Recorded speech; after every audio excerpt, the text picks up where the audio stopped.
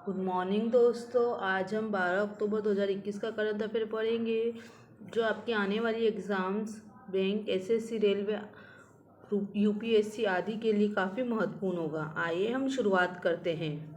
इससे पहले अगर आपने हमारे चैनल को सब्सक्राइब नहीं किया है तो प्लीज़ सब्सक्राइब कीजिए, लाइक कीजिए, ज़्यादा से ज़्यादा अपने दोस्तों को शेयर कीजिए और साथ ही बेल आइकन पर प्रेस कीजिए जिससे आपको हमारे नए वीडियोस के नोटिफिकेशन मिलते रहेंगे। आइए हम शुरुआत करते हैं क्वेश्चन नंबर फर्स्ट से। क्वेश्चन नंबर फर्स्ट है, विश्व गठिया दिवस हर वर्ष किस दिन मनाया जाता है? ऑप्शन फर्स्ट है 10 अक्टूबर, ऑप्शन सेकेंड है 14 अक्टूबर, ऑप्शन थर्ड है 13 अक्टूबर, ऑप्शन फोर्थ है 12 अक्टूबर। तो विश्व गठिया दिवस कब मनाया जाता है? तो वह ऑप्शन नंबर फोर्थ है, 12 अक्टूबर को मनाया जाता है। इसका उद्देश्य है, इस गठिया दिवस का उद्देश्य है गठिया के बारे में जागरूकता फैलाना है। गठिया जोड़ में यह उसके आसपास सूजन पैदा कर सकता है जिसके परिणाम स्वरूप दर्द, जकड़न और कभी कभी चलने में भी कठिनाई होती है। तो विश्व गठिया दिवस हर वर्ष कब मनाया जाता है? तो वह है 12 अक्टूबर को मनाया जाता है। क्वेश्चन नंबर सेकेंड है, अक्टूबर 2021 में प्रधानमंत्री नरेंद्र मोदी ने किससे उनकी 119वीं जयंती पर श्रद्धांजलि दी? ऑप्शन फर्स्ट है नरेंद्र देव, ऑप्शन सेकेंड है जयप्रकाश नारायण, ऑप्शन थर्ड है राम मनोहर लोहिया, ऑप्शन फोर्थ है चंद्रशेखर। तो इसका जो सही आंसर होगा ऑप्शन नंबर सेकेंड होगा, जयप्रकाश नारायण। प्रधानमंत्री नरेंद्र मोदी ने 11 अक्टूबर 2021 को, तो कब की? 11 अक्टूबर 2021 को लोक नायक जयप्रकाश नारायण की 119वीं जयंती पर उन्हें श्रद्धांजलि दी है। वह भारत छोड़ो आंदोलन के प्रमुख कार्यकर्ताओं में से एक थे और उन्होंने 1970 के दशक के मध्य प्रधानमंत्री इंदिरा गांधी के खिलाफ विपक्ष का नेतृत्व करने के लिए याद किया जाता है। 1999 में उन्हें मरणोपरांत भारत रत्न, भारत के सर्वोच्च नागरिक पुरस्कार से भी सम्मानित किया गया था। तो अभी कौन सी जयंती पर उनको श्रद्धांजलि दी गई है? वो 119वीं जयंती पर उनको प्रधानमंत्री नरेंद्र द्वारा श्रद्धांजलि दी गई है।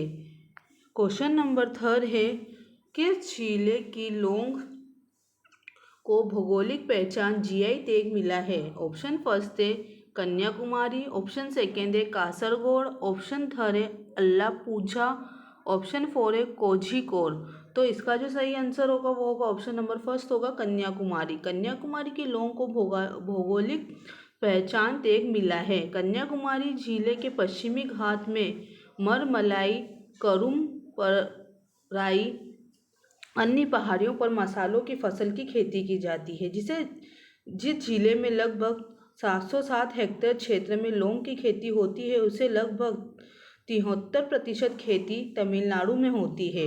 तो कौन से लोगों को, किस जिले के लोगों को भी भौगोलिक टैग दिया गया है? तो वह है कन्याकुमारी। क्वेश्चन नंबर फोर्थ है, अक्टूबर 2021 में कौन हाल ही में एक दिन के लिए भारत का ब्रिटिश उच्चायुक्त बनी है? ऑप्शन फर्स्ट है अनुराधा मिश्रा, ऑप्शन सेकेंड है अदिति माहेश्वरी, ऑप्शन थर्ड है किरण सिंह, ऑप्शन फोर्थ है मनीषा यादव। तो इसका जो सही आंसर होगा ऑप्शन नंबर सेकेंड होगा, अदिति माहेश्वरी को बनाया गया है। राजस्थान की अदिति माहेश्वरी हाल ही में एक दिन के लिए भारत में ब्रिटिश उच्चायुक्त बनी है। तो ये कौन से राज्य की है? तो ये राजस्थान की है और इनको अभी क्या बनाया गया है? एक दिन के लिए भारत में ब्रिटिश का उच्चायुक्त बनाया गया है। उन्होंने 11 अक्टूबर को अंतर्राष्ट्रीय बालिका दिवस बनाने के लिए 2017 से प्रतिवर्ष आयोजित उच्चायुक्त दिवस प्रतियोगिता जीती है। तो जो उच्चायुक्त दिवस प्रतियोगिता होती है वो 2017 से प्रतिवर्ष जीतती आई है। उन्होंने मुख्यमंत्री राजकुमार सिंह और क्वासी क्वातेक के साथ Bharat Britain energy for growth dialogue पर भी भाग लिया था। तो किसको बनाया गया है एक दिन के लिए भारत में ब्रिटिश उच्चायुक्त? तो वो है अदिति माहेश्वरी को। क्वेश्चन नंबर फिफ्थ है, अक्टूबर 2021 में राजस्थान उच्च न्यायालय के मुख्य न्यायाधीश के रूप में किससे नियुक्त किया गया है? ऑप्शन फर्स्ट है विधान चंद्र रॉय, ऑप्शन सेकेंड है पवन कुमार सिंह, ऑप्शन थर्ड है अकील कुरैशी, ऑप्शन फोर्थ है इंद्रजीत महती। तो किसको बनाया गया है अभी राजस्थान उच्च न्यायालय के मुख्य न्यायाधीश? तो वो है ऑप्शन नंबर थर्ड है अकील कुरैशी। न्यायमूर्ति अकील कुरैशी को त्रिपुरा उच्च न्यायालय से स्थानांतरण के बाद राजस्थान उच्च न्यायालय के मुख्य न्यायाधीश के रूप में नियुक्त किया है। तो पहले ये कहाँ के थे? अकील कुरैशी न्यायाधीश तो वो त्रिपुरा के थे और उनको त्रिपुरा से स्थानांतरित करके कहाँ का बनाया गया है, राजस्थान का बनाया गया है। न्यायमूर्ति इंद्रजीत महती जो राजस्थान उच्च न्यायालय के सीजी थे, जो त्रिपुरा उच्च न्यायालय का सीजी नियुक्त किया गया है। जो राजस्थान के थे इंद्रजीत, उसको वहाँ कहाँ का बना दिया गया है, त्रिपुरा का बना दिया है। और जो त्रिपुरा के थे अक्की कुरैशी, उनको कहाँ का बना दिया गया है अभी राज्य मुख्य न्यायाधीश, तो वो है राजस्थान का बना दिया गया है। क्वेश्चन नंबर 6 है, प्रकाश राज को हराकर कौन मूवी आर्टिस्ट एसोसिएशन MMA का अध्यक्ष बना? ऑप्शन फर्स्ट है जेफरी जी चीन, ऑप्शन सेकेंड है जी नागेश्वर रेड्डी, ऑप्शन थर्ड है माचू विष्णु, ऑप्शन फोर्थ है तरुण राज। तो कौन बने हैं? तो वो है ऑप्शन नंबर थर्ड है माचू विष्णु। अभिनेता माचू विष्णु प्रकाश राज को हराकर मूवी आर्टिस्ट एसोसिएशन MMA के अध्यक्ष बने हैं और इनका जो कार्यकाल होगा वो 2021 से 2023 तक का होगा। विष्णु के पैनल ने चुनावों में तेलुगु फिल्म अभिनेताओं के निकाय के लिए कुछ पद भी हासिल किए हैं। विष्णु वरिष्ठ अभिनेता और पूर्व राज्यसभा सदस्य मोहन बाबू के पुत्र हैं। तो इनको अभी क्या बनाया गया है? मूवी आर्टिस्ट एसोसिएशन का अध्यक्ष बनाया गया है। क्वेश्चन नंबर 7 है, पृथ्वी विज्ञान मंत्रालय के सचिव के रूप में किसे नियुक्त किया गया है? तो अभी पृथ्वी विज्ञान मंत्रालय के सचिव के रूप में किसे नियुक्त किया गया है? तो वो है ऑप्शन फर्स्ट है ER शेख, ऑप्शन सेकेंड है PL श्रीहरनाथ, ऑप्शन थर्ड है संजय भार्गव, ऑप्शन फोर्थ है M रविचंद्रन। तो किसको बनाया गया है पृथ्वी विज्ञान मंत्रालय का सचिव? तो वो है ऑप्शन नंबर फोर्थ है M रविचंद्रन को क्या बनाया गया है? अभी पृथ्वी विज्ञान मंत्रालय का क्या बनाया गया, उनको सचिव नियुक्त किया गया है। और सरकार ने M रविचंद्रन को भू विज्ञान मंत्रालय का सचिव नियुक्त किया। यह वर्तमान में राष्ट्रीय महासागर एवं ध्रुवीय अनुसंधान केंद्र गोवा के निर्देशक थे। तो पहले कौन थे भू विज्ञान मंत्री? जितेंद्र सिंह। तो किसको बनाया गया अभी पृथ्वी विज्ञान मंत्रालय का? तो वो है M रविचंद्रन को नियुक्त किया गया है। क्वेश्चन नंबर 8 है, अक्टूबर 2021 में दिल्ली हॉकी वीकेंड लीग 2021-22 का शुभारंभ किसने किया है?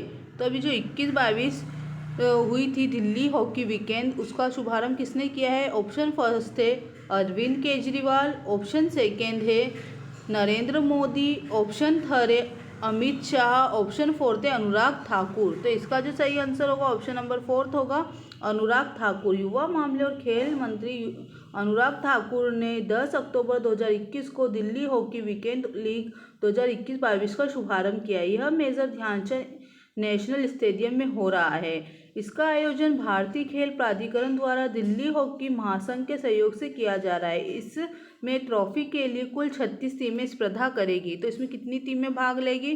तो 36 जो टीमें हैं इस स्पर्धा में भाग लेगी। और इसका शुभारंभ किसने किया है? तो वो है अनुराग ठाकुर ने किया था। क्वेश्चन नंबर 9 है, रेलवे जोन ने भारतीय रेलवे की 2 लंबी दूरी की मालगाड़ियाँ त्रिशूल और गरुड़ शुरू की है, जो मालगाड़ियों की सामान्य संरचना को दुगनी या कई गुना लंबी करेगी। ऑप्शन फर्स्ट है East Coast Railway, option second है दक्षिण मध्य रेलवे, ऑप्शन थर्ड है दक्षिण पूर्व रेलवे, ऑप्शन फोर्थ है उत्तर मध्य रेलवे। तो अभी ये किसने चालू की है? तो वो है ऑप्शन नंबर सेकेंड है दक्षिण मध्य रेलवे ने शुरू की है। भारतीय रेलवे ने 2 लंबी दूरी की मालगाड़ियाँ त्रिशूल और गरुड़ 2 मालगाड़ियों की सामान्य संरचना को दुगनी और कई गुना लंबी है। यह लंबी दूरी की ट्रेनें महत्वपूर्ण वर्गों में क्षमता की कमी की समस्या का प्रभावी समाधान प्रदान करती है। त्रिशूल दक्षिण मध्य रेलवे की पहली लंबी दूरी की ट्रेन है जिसमें 3 मालगाड़ियाँ यानी 177 वैगन शामिल होंगे। तो किसने शुरू किया है इसको? तो दक्षिण मध्य रेलवे ने शुरू की है। क्वेश्चन नंबर 10 है, इस्तांबुल के तुज़ला में इस्तांबुल पार्क में आयोजित फॉर्मूला 1 तुर्की ग्रांड प्रिक्स 2021 किसने जीती है? ऑप्शन फर्स्ट है मैक्स वेस्टपन, ऑप्शन सेकेंड है सर्जियो पेरेज, ऑप्शन थर्ड है लुइस हैमिल्टन, ऑप्शन फोर्थ है वोल्टरी बोटास। तो अभी जो तुर्की ग्रांड प्रिक्स हुआ है उसको किसने जीता है? तो वो है ऑप्शन नंबर फोर्थ है वोल्टरी बोटास। वोल्टरी बोटास ने 10 अक्टूबर 2021 को तुर्की ग्रैंड प्रिक्स जीता है। वेस्टेपन उपविजेता के रूप में उभरे हैं।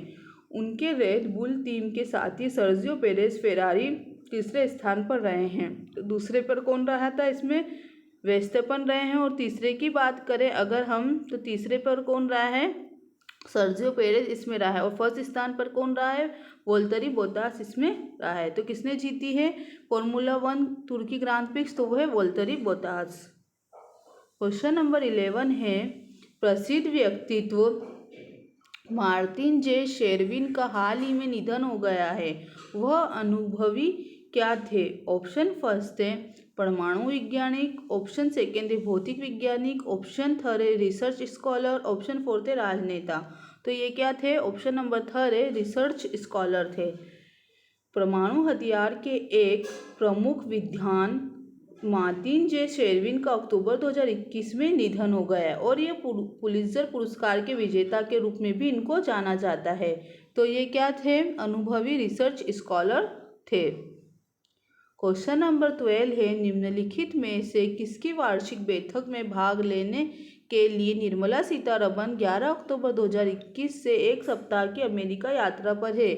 ऑप्शन फर्स्ट है विश्व बैंक, ऑप्शन सेकेंड है अंतर्राष्ट्रीय मुद्रा कोष, ऑप्शन थर्ड है नाबार्ड, ऑप्शन फोर्थ है एक और दो दोनों। तो इसका जो सही आंसर होगा ऑप्शन नंबर फोर्थ होगा, एक और दो दोनों। विश्व बैंक और अंतर्राष्ट्रीय मुद्रा कोष की वार्षिक बैठक में भाग लेने के लिए निर्मला सीतारमण 11 अक्टूबर को से एक सप्ताह के लिए अमेरिका की यात्रा पर है। वह भारत अमेरिका आर्थिक और वित्तीय वार्ता और अन्य संबंधी निवेशक बैठकों में भी भाग लेगी। तो कितने एक सप्ताह की यात्रा पर कौन गया है? निर्मला सीतारमण गई है। कहाँ पर गई है? अमेरिका। क्वेश्चन नंबर 13 है, हाल ही में किसने लाल बहादुर शास्त्री राष्ट्रीय पुरस्कार जीता है? ऑप्शन फर्स्ट है G Satheesh Reddy, option second है बेनियामीन, ऑप्शन थर्ड है doctor Abdul Qadeer Khan, option fourth है डॉक्टर रणदीप गुलेरिया। तो किसको दिया गया है अभी लाल बहादुर शास्त्री राष्ट्रीय पुरस्कार? तो वो है ऑप्शन नंबर फोर्थ है डॉक्टर रणदीप गुलेरिया को दिया गया है। कौन सा पुरस्कार दिया गया है? लाल बहादुर शास्त्री राष्ट्रीय पुरस्कार। उपराष्ट्रपति एम वेंकैया नायडू ने 11 अक्टूबर 2021 को डॉक्टर रणदीप गुलेरिया को उत्कृष्टता के लिए 22वां कौन से नंबर का पुरस्कार दिया गया है उनको? यह 22वां लाल बहादुर शास्त्री राष्ट्रीय पुरस्कार दिया गया है। डॉक्टर रणदीप गुलेरिया एक प्रतिष्ठित पल्मोनोलॉजिस्ट और अखिल भारतीय आयु विज्ञान संस्थान के निर्देशक है। उन्हें भारत सरकार द्वारा 2015 में चौथे सर्वोच्च भारतीय नागरिक पुरस्कार पद्मश्री से भी सम्मानित किया गया था। 2015 में इनको क्या मिला था? पद्मश्री भी मिला था। और अभी इनको 22वां लाल बहादुर शास्त्री राष्ट्रीय पुरस्कार से सम्मानित किया गया है।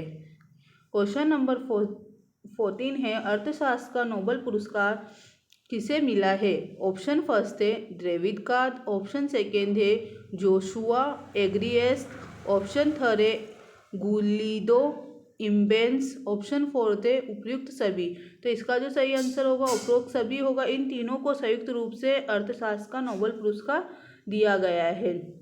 अगर हम बात करें, डेविड ने न्यूनतम मजदूरी, प्रवास और शिक्षा के श्रम बाजार प्रभावों का विश्लेषण किया है, जबकि बाकी दो जो थे उन्होंने कारण संबंधों के विश्लेषण में उनकी पद्धतिगत योगदान के लिए यह पुरस्कार जीता है। तो किस किस को दिया गया है 2021 का अर्थशास्त्र का नोबेल पुरस्कार? तो आधा संयुक्त रूप से कन्नाराई डेविड कार्ड और शेष आधा इजरायली अमेरिकी जोशुआ दी एग्रिएस्ट और डच अमेरिकी गुलिदो डब्ल्यू इम्बेंस को दिया गया है। तो इन तीनों को संयुक्त रूप से अर्थशास्त्र का नोबेल पुरस्कार दिया गया है।